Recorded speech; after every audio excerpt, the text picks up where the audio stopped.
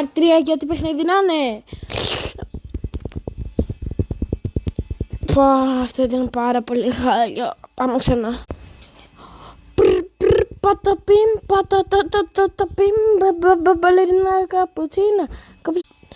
Καπουτσίνα, τραλαλά, τραλαλιρλί, λιριλιλαριλά.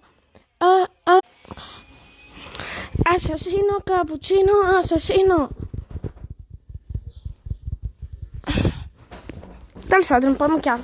Κάνουμε... Όψ, ξανά δεν πειράζει. Μισό, ξανά. Τρίπι τρόπι, σκέτο.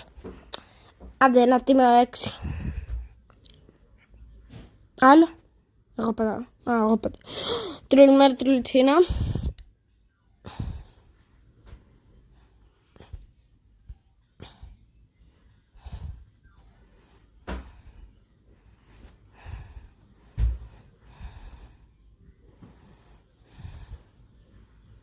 Και 10 ποιο θα είναι? Ναι, μπλουπερ. Νομίζω πάρα πολύ καλό. Για μένα. Παιδιά, αυτό νομίζω ότι ήταν με emojis.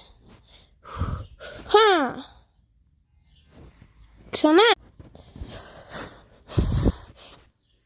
Ναι.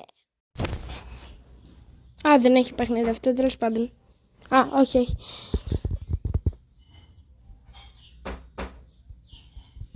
Γράψτε τι το γράψτε. Ωραία. Πατάω. Μα πατάω.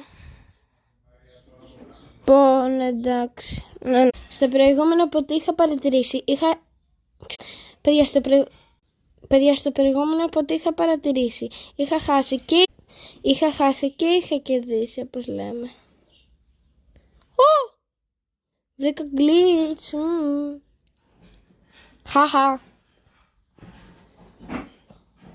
Και νίκησα.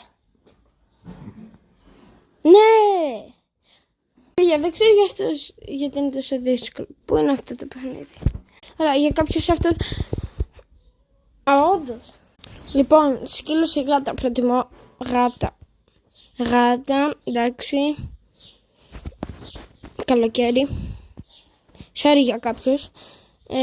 Αυτό μου αρέσει λίγο πιο πολύ.